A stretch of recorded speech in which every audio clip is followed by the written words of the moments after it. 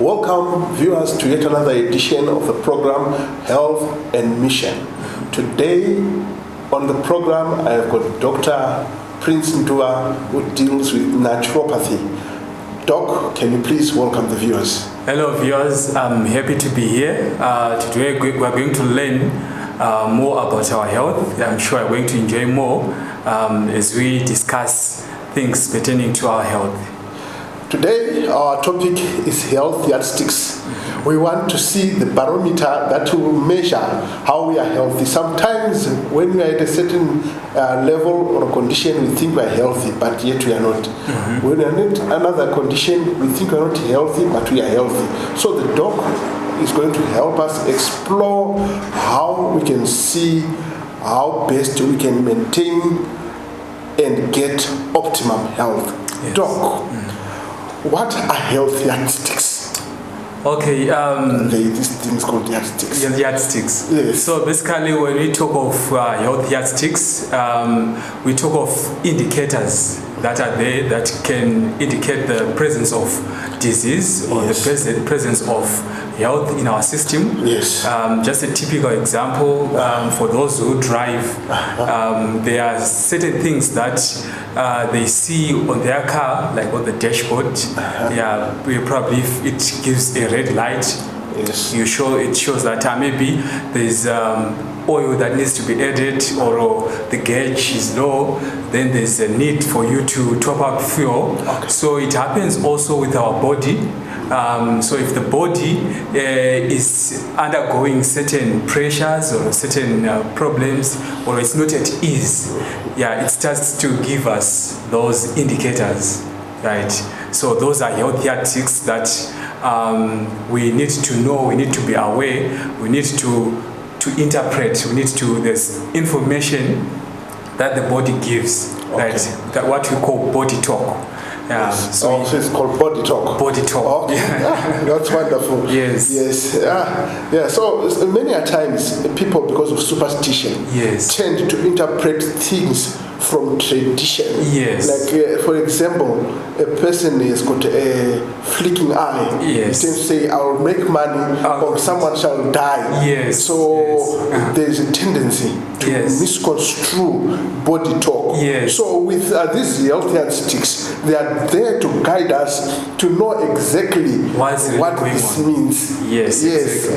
So the body has a language. It has a language, and there should be a two-way communication. Actually, Ellen White says that in the book Counsels on Diet, page 123, it says nature bears abuse as long as she can without resisting. Yes. Then she arouses and makes a mighty effort to rid herself of the encumbrances and evil treatment she has suffered.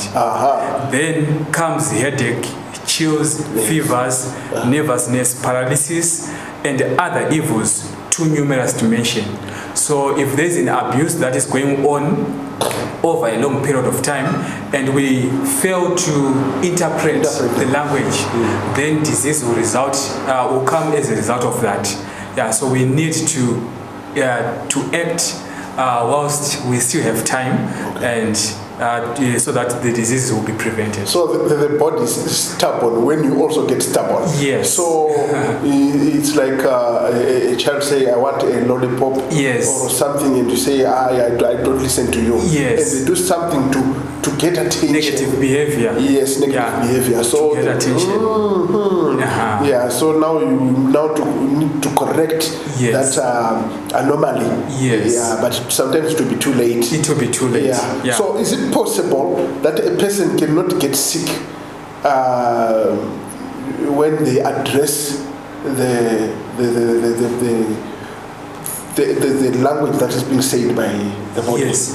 So like what I said earlier, for example, if you are driving a car, then there are some indicators that shows that you need to top up fuel, or you need to top up oil, right? If you address those things, it means you prevent any problems that can come, like in your car. Like that's why we put our cars on service, right? So that all those things can be added if there is anything that needs to be added. So it also improves the lifespan of the car, right? So the same happens with the system. If you address all those things that it's trying to communicate with you, right, it means you remain healthy. But if you ignore, then there's going to be a breakdown, that is going to come. Okay. Yeah. How are they corrected? Are they corrected by not eating, by eating? Okay. What happens for them to those yardsticks to be corrected? For us to know how to correct them, maybe we might need to get into the yardsticks one by one, so that we know how to correct each and everything. For example, if the body is trying to tell you something, like for example, there is another yardstick that we use, like the pulse rate. Right. Doc, can I cut you there? Yeah. Before we get into the specifics, okay. How do we see them? Okay. Are they something we can observe with our eyes to say, now I've got a yardstick? Okay. Is there a feeling? Because body talk is not everybody who is adept to that. The body talks to us, so you can actually see it. So with your eyes you can see it, you can feel it. So it works with two senses. Yes. The sense of sight. Yes. And the sense of feeling. Feeling. Yes. Okay. Yes. So you can actually feel it. There's something that is going on that needs to be addressed, right? But at times we ignore, and most of the times it's not about ignorance, it's about not knowing how to interpret what's really going on. So there might be something that is going on, then I'm okay, you ignore those things, and until the body breaks down. Okay. Yes. Thank you, Doc. We are going to go for a break, a short break. Stay with us, viewers. We are going to come and just go into detail of the health statistics in one by one. Stay tuned. Welcome back, viewers. We are now in the second segment of health statistics with Dr. Prince Nduva. Yes. Dr. Prince, we now want to know how many yardsticks do we have to say we have yardsticks. We want to pick them one by one. Okay. Yes. So generally, we have about 7 yardsticks. Yes. That we can use. Yes. So those yardsticks, they generally give us an indication of what's going on. So if you know them, then you'll be able to correct things on time. Okay. So the first one is the pulse rate. Pulse rate, yes. Yes, pulse rate. That's another yardstick that we have. So when you talk of the pulse rate, it's the number of beats that the heart does in a minute. Okay. What's the normal number of a pulse rate in a minute? Okay, so the range is from 60 to about 90. Then the average number is 72 beats per minute. Per minute. Right. So generally, the body, the heart beats every second, right? So that it supplies blood to all parts of the system. Then, if your heart is strong enough, then the beats are a bit on the lower side, right? But if the number of beats are too high, it means that something is going on in your system. For example, you can see that if one is exercising, the heart rate increases, right? Because it will be in need of certain things like oxygen. Oxygen, yes. Right, because of that. Or if you realize that there's what we call resting pulse, right? When you talk of the pulse rate, whereby the heart beats when you are resting and there's no excess that is going on. So if the pulse is too high whilst you are resting, yeah, it might be an indication of maybe there's an allergy that is going on. So definitely you need to interpret that, right? Probably if you are overweight, then your pulse will be high, because the heart will be working over time. Okay. Yeah. Okay. Yeah. So those are some of the things that we need to know. Then for you to be healthy, right? If the pulse is maybe less than 72 beats per minute, or if it is about 60, it indicates that you are healthy, because at each and every rest that the heart does, it becomes nourished, right? So if it doesn't have time to rest, then there's no nourishment that is going on. So if it exceeds 90, if it exceeds 90, there is need to for address. Yes. Okay. So these are some of the things that you can do at home. You can actually check your pulse, right? To even if you are at home just sitting, you can even check your pulse. Nurses usually check the pulse on the wrist, right? But recently, certain doctors, they've seen that people can check their pulse quite easy on the neck. On the neck? Yeah, on the carotid artery. That's where you can check, then see. Sometimes there are even gadgets. Yes, there are even gadgets that you can use to check your pulse, Okay. There is another yardstick which we wanted you to clarify on, which is called regularity. What is that one? Okay, so there is regularity. When you talk of regularity, we are talking of things that need to be done on time. For example, if you realize that your bowel movements, right, are not regular, right, because the times there are certain times that you need to move your bowels. There's the normal transit time of moving your bowels, it's about 24 hours. Right? So if you're not moving your bowels for about 72 hours, right, it means that there is irregularity. Let's say constipation. Yes, then you are constipated, right? Then also there's irregularity in terms of sleep, right? So most of the time when people are experiencing problems with sleep, insomnia, right, a sleep disturbance, then it means that there's a problem that is going on, that which needs to be addressed. So if, for example, if you are finding it difficult to sleep, it might mean that maybe you are quite stressed or you've overeaten, right? Usually people, they overeat before they sleep, right? So those are certain things that you need to see, those yardsticks. You're failing to sleep because at times you've overeaten, or you have watched terrible news before sleeping, right? So certain lifestyle changes can help you to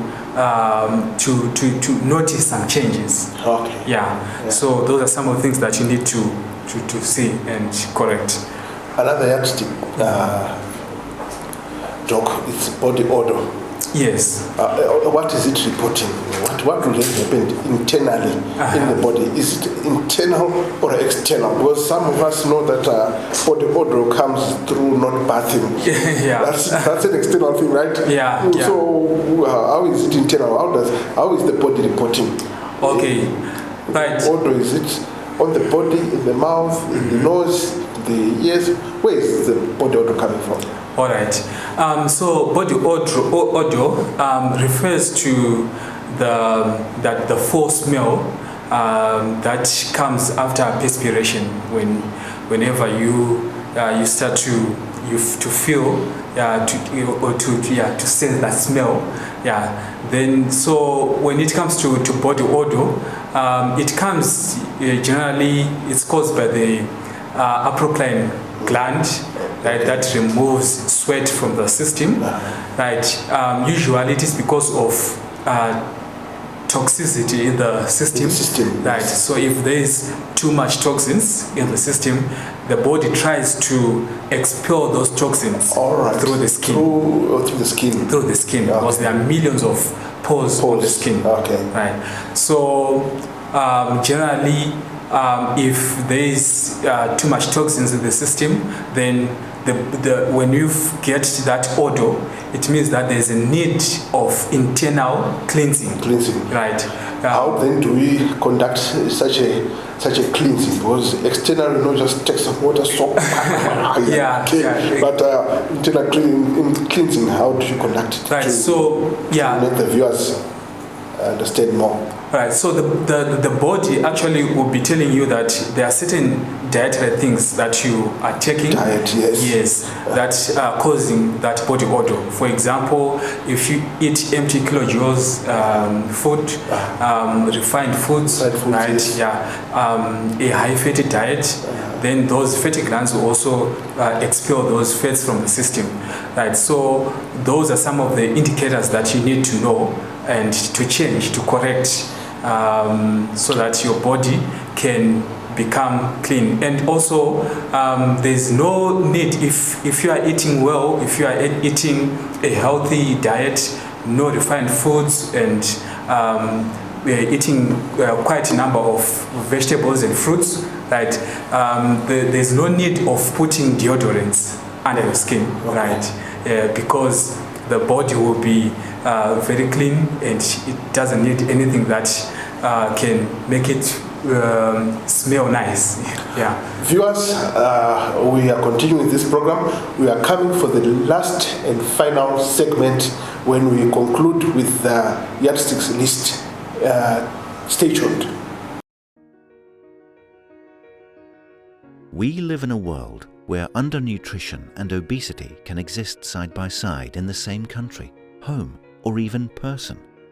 Foods high in sugars, salt, and/or unhealthy fats are leading to unhealthy diets and are one reason why children may not be growing healthily, while causing other people to develop overweight or obesity. The consumption of unhealthy diets is heavily influenced by marketing.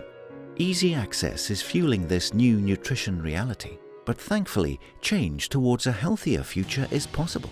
By having a sustainable healthy diet made up of a variety of foods that are safe for consumption, we can promote health and have better abilities to fight illness. Welcome back, viewers, to the third and final segment of our program, Health and Mission. Now, Doc, we are going to do the other remaining yardsticks, the can of urine. Yes. How does it tell us that I am sick?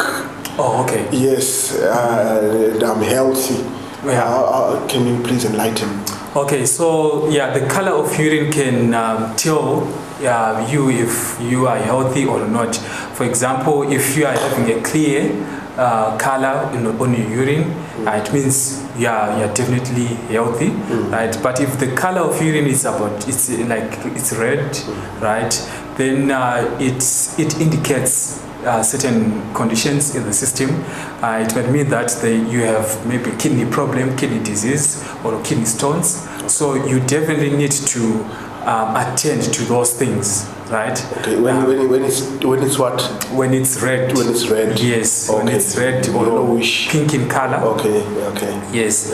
Yeah. It might mean that there's problems with the urinary tract, right? Then also, if it is orange, it may mean that you are dehydrated. Yes. Right. Okay. So that orange color. You need some water. You need some water. Rehydration. To rehydrate your system. So those are basic indicators. And if you fail to rehydrate yourself, then like what we have read from the book Counsels on Diet, the nature will protest then Alright. disease will come. Rebelling. Yeah, it will rebel. Then also, yeah, if you are having a dark brown color in your urine, it might mean that there's maybe there's an infection, or your urine is too much acidic, right? So if the urine is too much acidic, then it means that the whole system needs to be alkalinized, and for you to alkalinize the system, you need to eat a lot of plant-based foods, vegetables, and fruits, right? So those yardsticks are there to help us so that our system can be clean and healthy.